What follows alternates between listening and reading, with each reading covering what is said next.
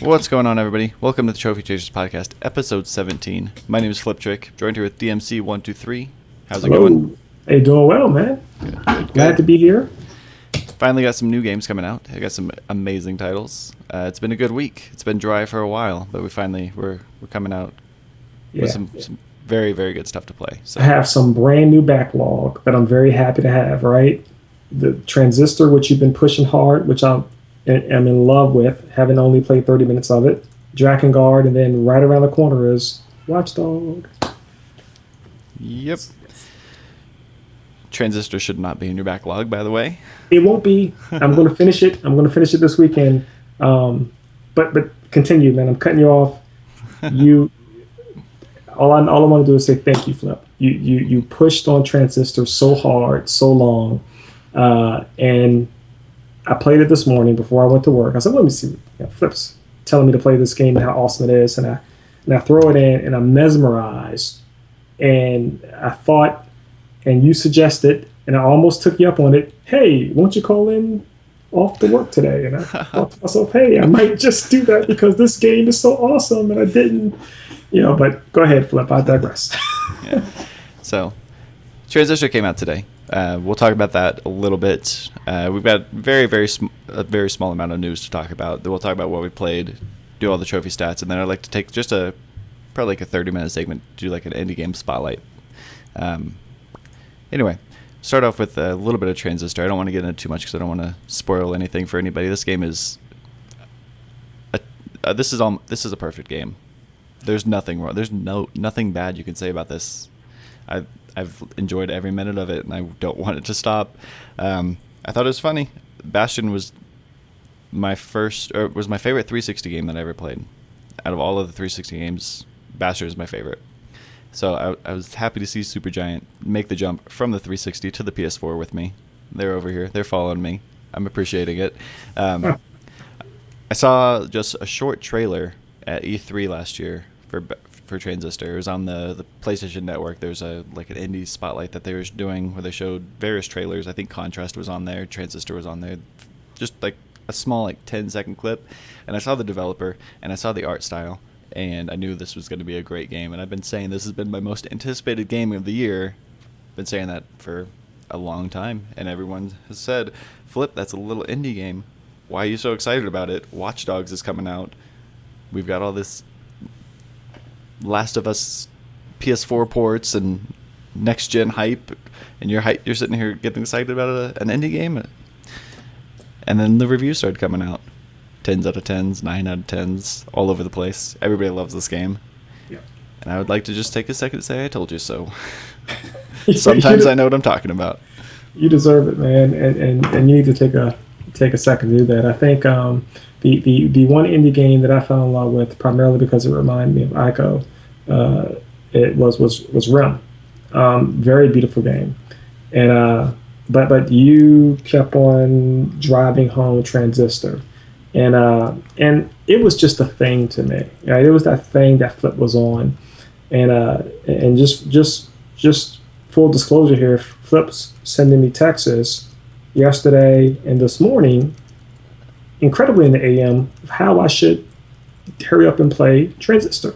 So I get up and I say, well, let me just put in a half an hour. And there's no other game this year or last year, save The Last of Us, that has given me such a beautiful combination of mood, atmosphere, music, the envelopment of the gameplay, where you just felt like whatever was going on, you're narrowly focused on that world, on that universe. And this developer was able to deliver this. It's really something unique that 99.9% of all devs can't make. They can't do it. So pure joy. I loved every second of it, and I feel like a freaking knucklehead because I've only played 30 minutes of it. But isn't that a testament to how good the game is? And from what you're telling me, without spoiling anything, Flip, you're saying, hey, it don't stop. It continues to get good, right? It gets better and better as you go. The heck? It grabs you at the beginning and it just holds on tight and does not let go. This game just delivers constantly. It's so good. So awesome. They do probably the most creative thing I've ever seen done in a video game near the end, and I can't talk about it. I really want to, but it's it happened, and I got through that, and I was just in awe. I was in shock. It was by far the coolest thing I've ever experienced in a game.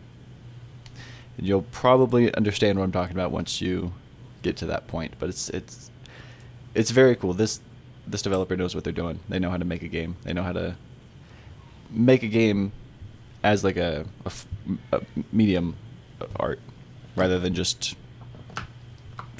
a little blockbuster game. Mm-hmm. So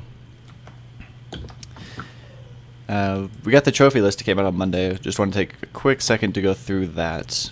It's a very, very straightforward trophy list. I'd say most of it will come naturally. There's no collectibles. There's various, I guess, skill tests you have to complete that you unlock as you level up. You have to do 1,024 damage in one turn, 2,040. This is like a turn-based RPG, but it's also an action RPG. It's like a hybrid, and you can play it either way. You can mix and match it, and it's really fluid how they integrated that. I thought it was very impressive. And anyway, so if you're playing it as a turn-based RPG, you have to deal 1,024 damage or 2,048, which you might recognize as a gigabyte. All of the trophies actually are called. They have the name of the trophy and like the function symbol afterwards. So it's like everything function, contest function, buy function. There's definitely a math theme here if you read through the trophy list, and it doesn't really make sense at the beginning, but later on it does, and it's very, very cool. It's very creative. I'm going to say that probably 6,000 times because I can't really say much, so I can just say they were very creative and they had great ideas that they implemented in this game. Aside from that, you have various abilities that you can use. There's, I think, 16. I think that's right. You have to inspect 5 function files. The abilities are called functions. And you have various ways you can mix and match your loadout, which is called your memory. You can use your ability. You start off with like a sword slash, or you can sit there, or you can change it and use the sword slash as a modifier. If you put your sword slash into a different ability, it changes the effects of the other ability. For example, that sword slash, if you don't use it as your basic attack, you can add it to another ability and it gives that ability a chance to stun. Or you can put it in your passive memory slots, and it will give you like a resistance to slow.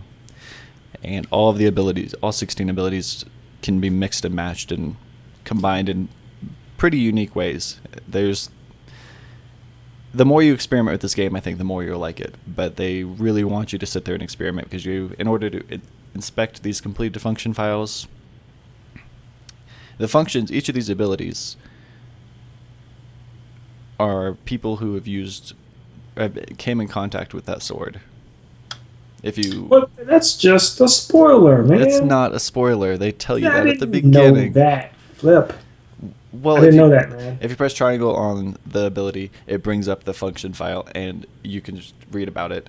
But you need to use each function in each of the different aspects of it in order to unlock the full file. So that's how we get those trophies. That's probably the only thing that's missable.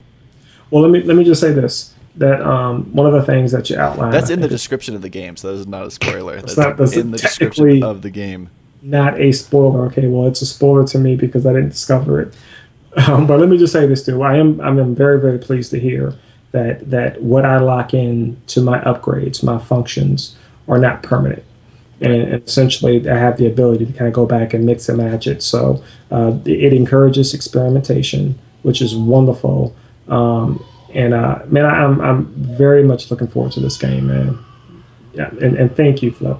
You deserve a hand clap and a toast. Because I don't know if I would have picked up Transistor as soon as I did, if not for you. I'm glad you did. I hope you enjoy it. I know you will.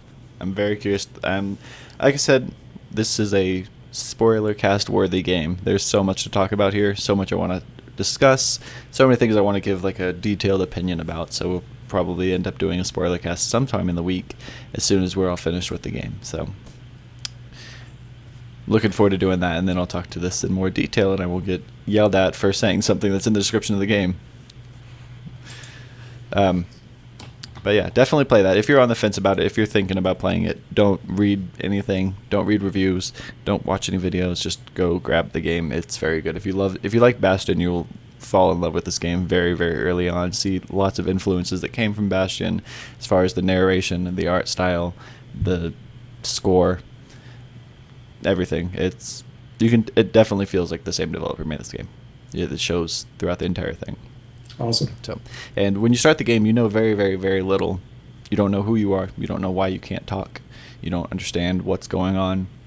And by the time you get through that 6-hour journey, it all comes together. It all makes sense. And it's good. It's definitely a work of art. Very, very interesting storytelling mechanic that they have going on here.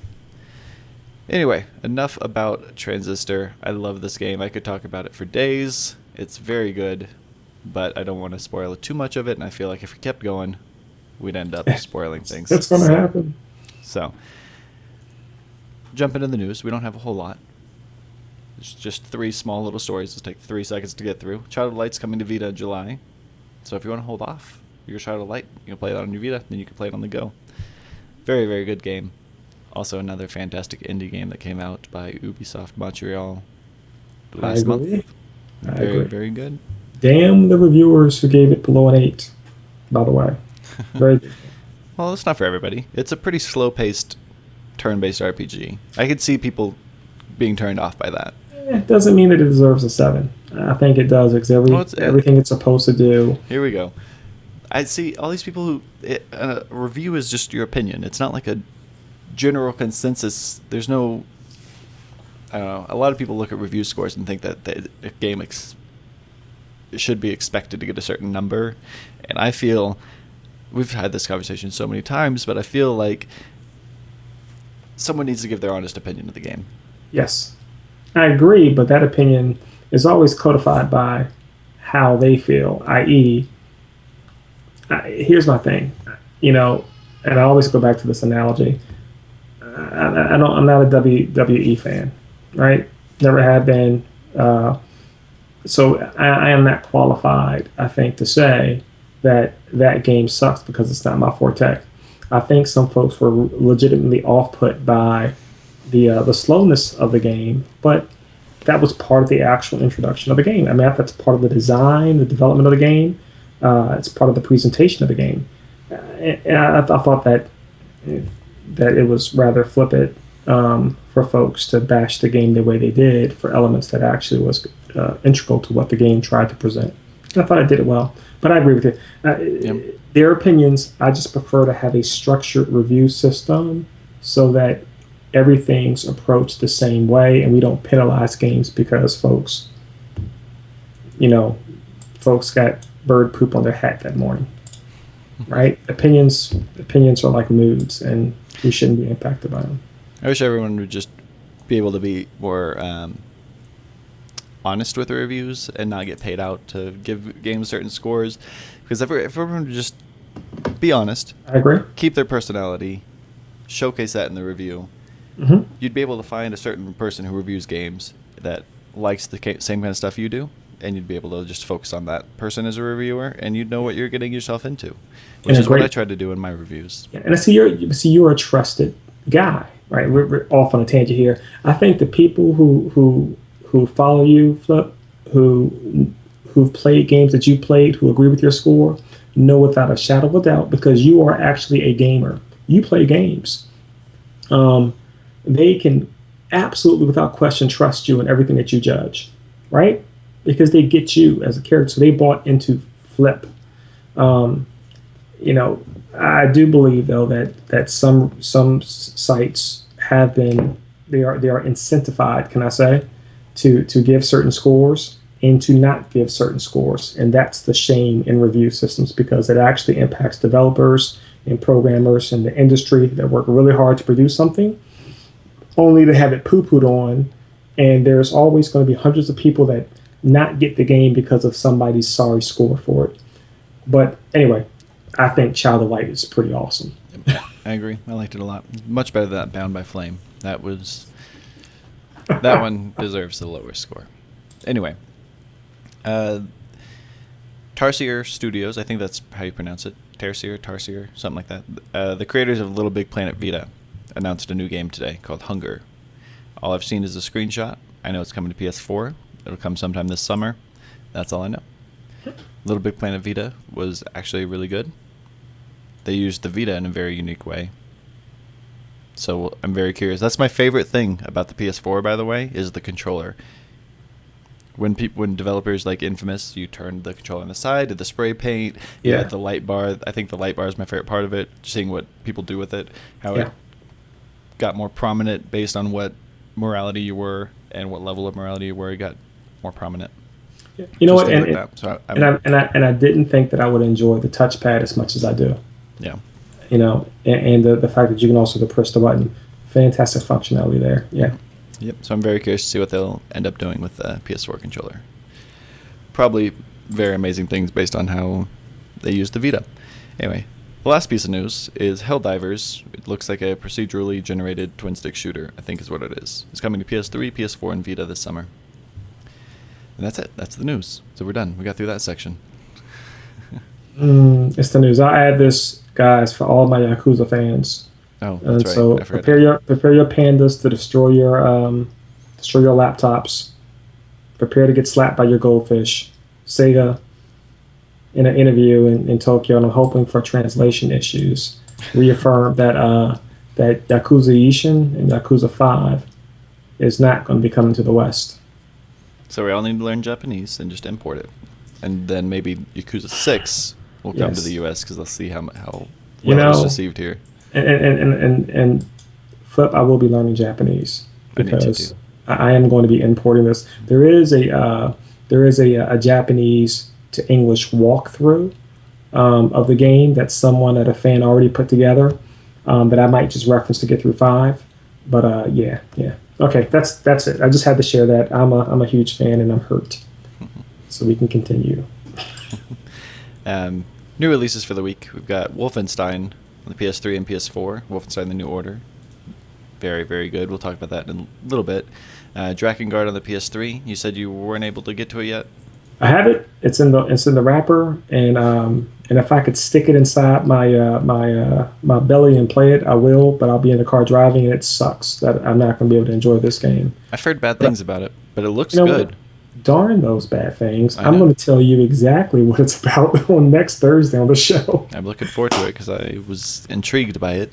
I just have. It's got some pretty hurtful scores, man. I saw some really good scores, but a game like that where you see a 5 out of 10 and then you see an 8 out of 10, pretty polarizing, right? But I think it's more so that somebody tried to play a game that they never was into and they just bashed it. But hopefully it's not that bad. We'll see. Yeah. Then digitally, we've got the indie game of the year, the most exciting game ever, Sparkle 2 for the Vita. No? I don't even know what Sparkle 2 is. It looks like a Yuma. It's some weird puzzle game. It looks like a clone of Yuma, if you've ever played that. Okay, no. Then R-Type Dimensions on the PS3. I don't know what that is. I think that's a racing game. I don't know. I don't remember. I think so. And then Transistor for the PS4. A lot of people are saying they're going to wait until this is free on PlayStation Plus. I don't think that's going to happen anytime soon. It's selling like hotcakes, and it's also... You'll be doing yourself a disservice if you wait. You are. A disservice to the industry, a disservice to really, really good gameplay. And my opinion is very much in line with you. Number one, it's not going to go on Plus for a long time, primarily because A, it's selling like hotcakes.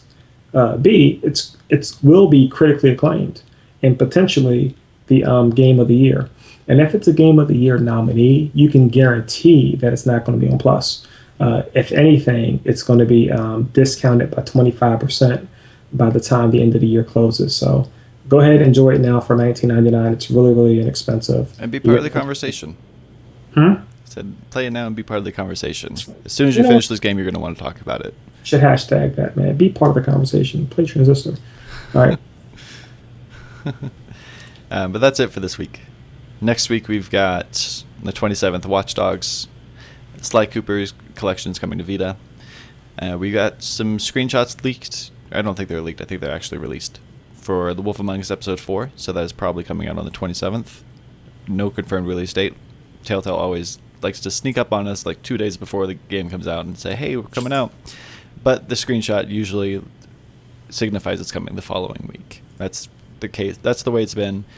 It did that with the last Walking Dead episode. It's weird that we're seeing these so close together, and every episode previous to that, it's followed the same pattern. So that's how I knew when Walking Dead episode 3 was coming out. So I'm assuming this will be the 27th, but not positive. And Mind Zero for the Vita. I have no idea what this game is. I looked through it. I watched the trailer and learned nothing. So I have no idea. I think it's an RPG. One of the trophies says explore every level of every dungeon, so I'm assuming it's like a Persona style. It looks very Japanese. I think it's going to be like kind of Persona 4-esque. There's so many of these niche Japanese games coming over, which I'm a big fan. I just don't have all the money and time to play. Yeah, these games are long. To play all of them. They're very long. They're all 100 plus, 80 plus hour games. But I love them. I absolutely love them. But yet we can't get Yakuza. Why? Okay, go ahead, Flip. So all through the chat, folks have been clamoring, right? Hey, are we going to talk about Wolfenstein? Oh, we're going to talk about Wolfenstein? Have you been playing it, man? You've been playing it, right? I have. I got it at midnight on Tuesday. What do you think, man? This game starts off very, very fast. It reminded me of Assassin's Creed Black Flag. How just you're right in it. You're ready to go. It's another game where it grabs you by the reins and just doesn't let go. It gets better and better. If you played Wolfenstein, it feels very, very, very Wolfenstein. Not Wolfenstein 3D or Return to Castle Wolfenstein with the supernatural ghosts and stuff. There's none of that. It's all futuristic Nazis. It takes place during World War II. The Nazis win this time, and you are trying to rescue some American soldiers. That's basically the story of the game. And things go crazy along the way. So, it's very good. I've had a lot of fun with it. I'm about halfway through it, playing on the Uber difficulty, which is not very hard. I was kind of shocked by it. Yeah. Not really disappointed, just shocked, because Wolfenstein used to have 4 different difficulty levels, and the last one was called I Am Death Incarnate, and that was extremely difficult. Maybe it's just because I was younger. I mean, it came out 22 years ago, so games were a little bit harder then, but I was also 22 years younger. I wasn't playing this when I was that young, but I probably started playing this when I was like 8 or 9, so a few years after it got released. But that 4th difficulty, I Am Death Incarnate, was extremely hard, and they added a 5th difficulty because apparently that wasn't enough, so this one's called Uber. And it is not very difficult. There are health upgrades and armor kits excessively placed all over the level. It's very easy to go find health. The only drawback is you do die very, very, very fast. It's like a couple pistol shots and you're dead. The boss fights are very fun. Pretty challenging. But other than that, it's pretty easy. It's also, you can play it stealth, which is weird for a Wolfenstein game. There's lots of... the game's a lot more stealthy than I expected it to be. But it's good. I like it. I'm terrible at stealth, and I'm actually really good at the stealth in this game. The AI is not very smart. So... It's good to hear. This is a game that I'm probably going to play. I never played a Wolfenstein game. It's just something that I'm going to end up getting into probably at a later date. Well, it's probably a 15 to 20 hour platinum. It's not very long. It's wow. They said it was a 20-hour campaign. That's not true. It's about 15. And all the collectibles are pretty simple.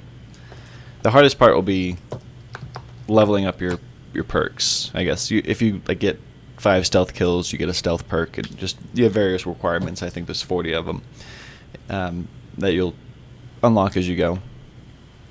I think that most of them seem pretty easy. There aren't any that just seem ridiculously hard. So I think that'll be the most challenging part. Other than that, everything's pretty simple. The collectibles are all... There's chapter select. You can go back and get the collectibles if you miss them. Nothing's really missable. Most of the collectibles show up on the map. There's these... That's really good. There's these enemies... In the stealth sections, there's these enemies called commanders, where if they see you, they'll sound the alarm, and they constantly call for backup until you're able to get to them and kill them. But if you can sneak up behind them and stealth kill them, all the collectibles will show up on the map for that area. So... The collectibles are actually really cool. They're not just like, hey, look behind this crate. It's like, hey, find this secret switch, figure out the combination of the switches on the wall, and that'll open up the secret door, and it's in there. They're a little bit more challenging than just find it laying on the ground. That's good to hear. Yeah, I'll get to it one day, and it's pretty encouraging when it's only a 15 to 20 hour plat. Those are always welcomed. It's good though. I really like it. If you this feels a lot like BioShock Infinite in the sense of it's a first person shooter with a story, and it's a very good story. So, awesome. Yep, no multiplayer, so we don't have to deal with any of those terrible trophies. So it's a very straightforward list. Cool. Yep. Is there anything else you've been playing this week? No, just a little bit of games I've been playing. Game of Thrones, Transistor, Child of Light, and Destiny of Spirits. Yep. But hopefully some of those things change coming up in a few weeks. Yep. Really excited about finishing up Transistor and, of course, starting Dragon Guard and getting that in before Watchdog drops. Oh, also something I remember I told you this, but I never mentioned it on the show. For those of you who are getting Watch Dogs, it's made by Ubisoft, so they're going to be doing that Uplay thing. If you want a head start on all the Uplay rewards, if you play Child of Light, like most games have like 200 Uplay points that you can earn in the game, and then 200 points worth of stuff you can spend it on. Child of Light has 650 points you can earn, so I don't know why that game's different. I don't know if there's having some like new formula for how they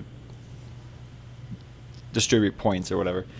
But if you play through Child of Light, you'll earn plenty of Uplay points, which you can then spend on the Uplay Watchdog rewards and get some of that stuff pretty early on. Usually it's like an extra skin or small upgrades for your character to give you like a little boost, or various outfit changes. Like in Rayman, there was outfit changes in currency. In Child of Light, there's stat upgrades, a collectibles map, and some other stuff that I don't think is really important. But check out Child of Light if you have it. Try to get some of those Uplay points, because I think it'll be a pretty big advantage in Watch Dogs, being able to get those upgrades right away. That's what I'll be doing, at least. So. Yep. Sure. So that's pretty much everything that we have to talk about. Like I said, it would end up being a very short show, so I wanted to add this indie game segment to the show. So I'd like to take a little bit to just discuss indie games, what we think of them, what we like, what we don't like. Just get into that for a little bit. So when I was in college, I took a bunch of film theory classes. Learned a lot about directing movies and how directors pick certain shots that they do, and I guess I started to watch movies from a different point of view rather than just like an entertainment purpose. I saw it more of like a work of art, and the indie games or the indie movies always showcase that much more than like the Michael Bay AAA blockbusters. So I feel like the indie games do the exact same thing. Occasionally you'll have the AAA title where, like The Last of Us, where just you can tell a lot of heart went into that game. They put a lot of time, a lot of effort, and then delivered. Then you have a game like BioShock Infinite where it's kind of like a middle ground. It's not fantastic, but it's not terrible, but it's still really good. And then there's also those games like Call of Duty, where the AAA titles, that would be like the Michael Bay of the movie industry.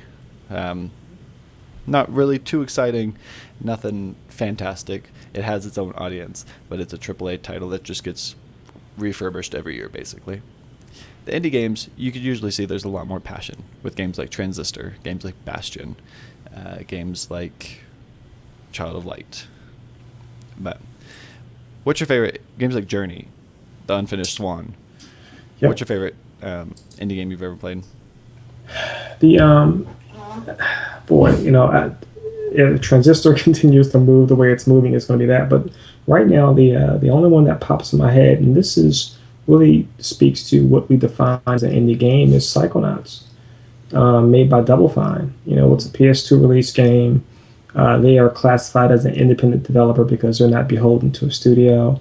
They probably were funded a little bit more money in that development. of that game than most. But nevertheless, they were an indie studio. Um, but then I feel like maybe I'm cheating because that's a full productionalized game where we tend to compartmentalize indie titles to scrollers, fixed perspective. Not really. Well, Because Broken Age just came out in January by the exact same people, and they're considering that an indie game also. So, well, I guess Child of Light came out by Ubisoft, and that's an indie game. That confuses me a little bit. and see that's the reason why I don't know if we really can define what an indie game is, because essentially does the indie game mean scope and size, or does it mean that the developer is not beholden to a large productionalized studio with funding? I think it's the studio size. Yeah. All right, well, in that respect, then yeah, it's Psychonauts for me, and and I don't want to make that a cop out, but that's just a wonderful, wonderful, wonderful game and platformer.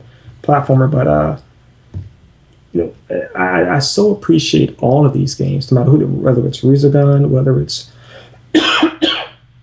excuse me, Child of Light, Bastion, which I haven't played, Guacamole, which I haven't completed, Cave, which I thought was awesome. They're so intuitive, so fresh. Also end up fun. Yeah, and you know what I like most about the indie games, so I don't want to drive too far off of it, is that they're not touched by the focus group. They're not ruined by a large publisher saying, "Hey, listen, I like that name, but we prefer that you use this one," or "Hey, those characters that you made are too cartoony. Make them more realistic." Or "I don't like the blood and the gore here. Let's go ahead and take that out." Games. Hey, we need this game really fast. Just don't worry about the ending. It's fine. No one will care. And by the way, it's Mass Effect. It'll sell. We'll fix these rest of these third tier bugs after post V&V release. We'll do it in a patch. Don't worry about it. We'll meet our deadline. Even when I look at games, like, who in the heck would have said, "Yo, Hotline Miami, that's a fantastic idea. Let's go ahead and pay for that." No major publisher can do that. So the only way we get those types of refreshing, wonderful games is when folks step out.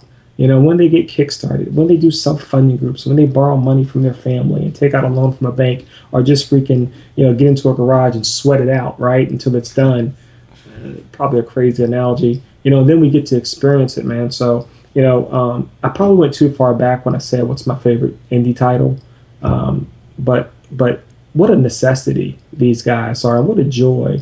And I'm so happy that Sony really pushed the inclusion of them, so much so, Flip, that now Microsoft is questioning everything that they put in place before, i.e. Rejecting indies who are not coupled with a large publisher, right, and or rejecting indies if they decide to go somewhere else first instead of publishing with them first. I mean, we're starting to get a parity now where they're just as available to publish something for us to consume it as anybody else, and I just think that's a really, really good thing for the industry as a whole. Yep. I'd say my favorite indie game that I've played. There's so many. There's like Bastion's up there. Transistor just came out. That's up there. Everything I mentioned earlier, Unfinished Swan. You said Hotline Miami. That was really good. I think my favorite though would be Guacamelee. It just reminded me so much of it wasn't like monumental in terms of storytelling, but just the way they made you feel like you're playing an old school Super Nintendo Metroidvania game. I really like that. It was like right up my alley. Really, really good. I think that Bastion would be a very close second though. Awesome. Are there any indie games that have done things that you have not liked? Any indie game that you expected to be good, but it just wasn't? You know what? So the first indie game that really disappointed me, right? And I might get bashed for this, but Limbo. I thought Limbo, the way people talked about Limbo, how awesome it was, how outer experienced it was, it was a shadow platformer. Right. And it was cute and it was nice and it was the pre-movie before a movie. Um, and I'm glad the developer made it, and I'm glad they were somewhat successful to it, but it just never really did it for me. So what did it do that I didn't like? I think it just didn't live up to the expectations that I had for it, but nothing in particular. I don't know. That's a great non-answer for you. No, that was a good answer. That actually reminded me of how I felt about Limbo too. So, because before that, I didn't really have an answer to that question myself. But Mhm. yeah, Limbo did. I do feel like Limbo was a little overhyped. But, Yeah. so lately, starting with E3 last year, with this next gen consoles, we've started to see this indie push. The PS4 has like an indie spotlight section on the PlayStation Network. Microsoft's doing all these indie funding, all this indie game dev funding. How do you feel about that? Do you think that's a good idea, or do you think that's going to ruin the heart? The funding that Sony's given to devs, to indie devs, Yes. uh, I think it's awesome, right? Because what's the major stumbling block to most of these indies creative juices, right? It's funding, it's money, it's how do we get the equipment, how do we get the dev kits, how do we pay for the middleware, to Right. get this thing published, and so if you have these creative juices and you have the talent to put it together, but you have this block of money that's preventing them to delivering a product that might be the greatest thing since sliced bread, I think it's absolutely wonderful that Sony gives it to us. Um, and anything that a company does to block that, to manage it, to constrain it, and to funnel it through a large publisher, I think constrains it. What Sony's doing is, I think, a wonderful model for all publishers to have. Is essentially give them the option to do what they want to do from a visionary perspective. And I think the only thing that Sony asked them to do is essentially publish on their console first for that investment for a certain period of time. Um, yeah, I think it's a wonderful thing, man.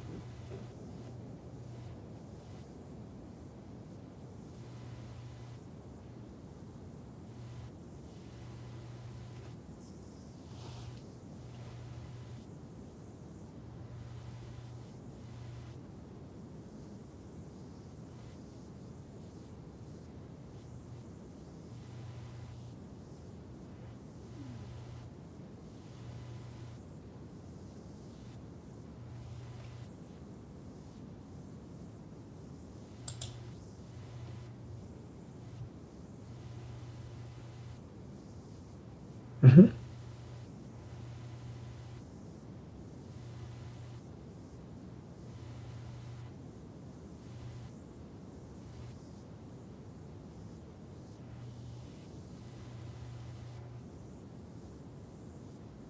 Yeah, yeah.